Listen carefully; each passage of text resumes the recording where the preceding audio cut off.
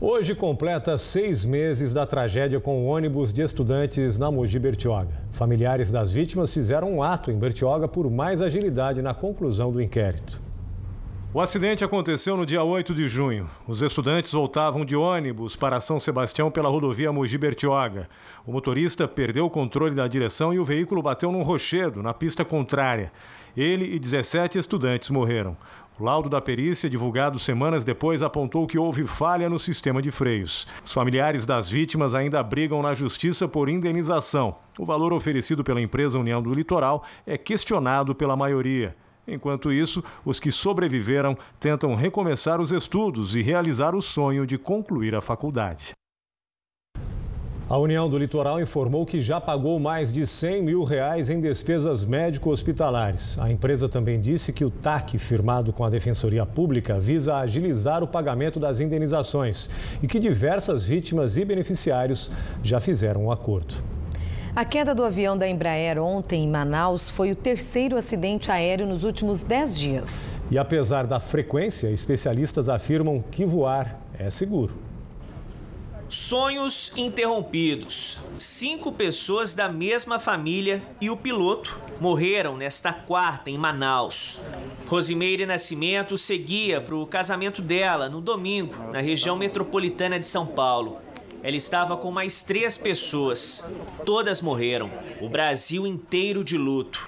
71 pessoas, incluindo a delegação da Chapecoense, morreram a caminho de um título inédito. 100 milhões de passageiros embarcaram e desembarcaram de aviões no Brasil em 2015. E nessas idas e vindas, 117 acidentes foram registrados, com 26 mortes no país. Os motivos mais frequentes são falha no motor em voo e perda do controle em voo e no solo. De fato, existe um incremento dos números de acidentes aeronáuticos, mas isso não necessariamente tem a ver com piora na condição de segurança desse meio de transporte. Então você tem condições meteorológicas, questões de você ter algum defeito mecânico inesperado, que pode ter sido talvez a causa do acidente, da questão do helicóptero e talvez desse mais recente que aconteceu na Amazônia.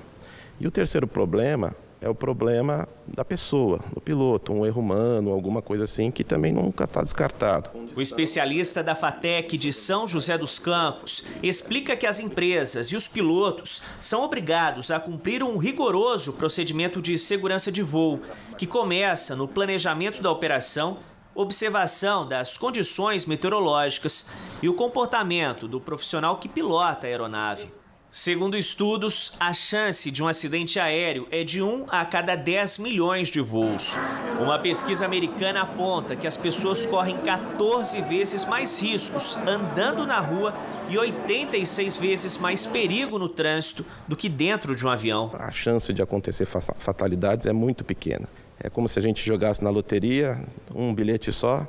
E a chance da gente ganhar ao longo da vida é muito pequena. Essa é mais ou menos a ordem de grandeza de acontecer um acidente. O Kleber é piloto e instrutor de voo no Aeroclube de São José dos Campos. Para pilotar um avião, são necessárias 150 horas de voo. É preciso planejar a viagem, conhecer a rota, verificar o tempo, observar itens internos como o motor e radionavegação e parte externa como pneus, nível do óleo e combustível, também é de extrema importância. Para ele, desastres como esses dos últimos 10 dias deixam uma lição para a aviação. Todos os acidentes e incidentes nos trazem lições, né?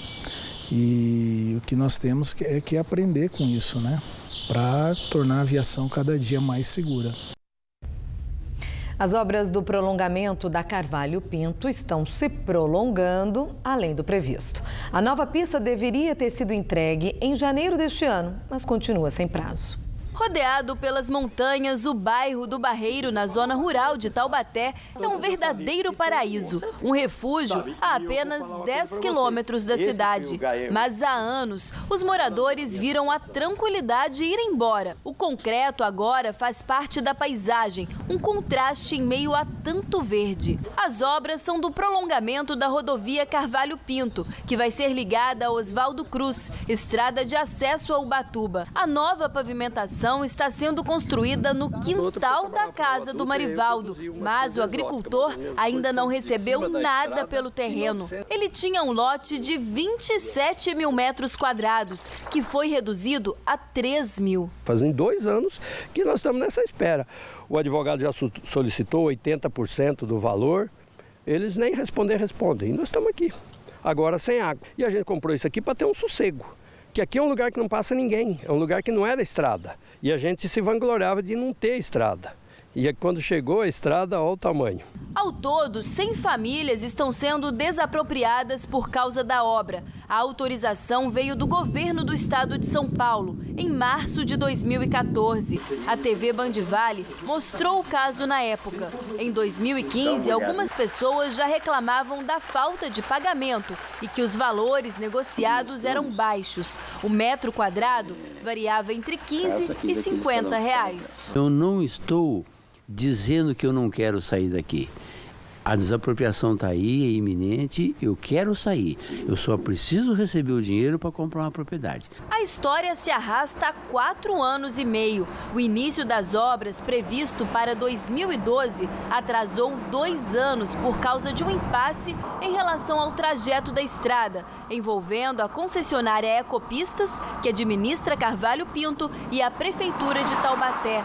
O caso foi parar na Justiça. O cronograma inicial previa a entrega em janeiro deste ano, mas agora nem há um prazo para a finalização. A rodovia será prolongada em 8,6 quilômetros até Oswaldo Cruz, aliviando o trânsito na Via Dutra. Em outubro deste ano, mais uma polêmica. O Ministério Público do Estado de São Paulo ajuizou uma ação pedindo para que a Ecopistas paralisasse as obras. Segundo o órgão, a concessionária deve fazer algumas readequações no projeto inicial para diminuir o impacto ambiental. A CETESB emitiu licença para a execução da obra e também foi envolvida na ação, assim como a Artesp. Segundo os promotores, a agência reguladora que fiscaliza as rodovias foi omissa. Um dos pedidos do Ministério Público é a construção de pontes onde ficam as nascentes. Para este especialista em ciências ambientais, o projeto não deveria ter sido aprovado. Não há tempo, não há retorno, e nós chamamos isso no processo ambiental de mitigação. Não há como mitigar essa área mais. Já foram destruídas árvores essas da Mata Atlântica, quer dizer, grandes extensões de árvores, que são árvores da Mata Atlântica, é propriedade da natureza, propriedade do Brasil. E mais um problema ainda envolve a ampliação da Carvalho Pinto. As obras poderão afetar a Mata do Bugio, que também fica no bairro do Barreiro e recebe esse nome porque foi escolhida como casa pelo macaco bugio. A espécie está em extinção. A nossa equipe contou com a ajuda do José, que há 20 anos mora em uma chácara pertinho daqui. Eles são morador daqui do pedaço, né? São morador. Tem uns 2 ou 3 bandinhos aí que não saem daqui. A mata é deles, não nos pertence, pertence a eles. Então, existe vai existir, doravante, um prejuízo considerável para a fauna e a flora naquela região.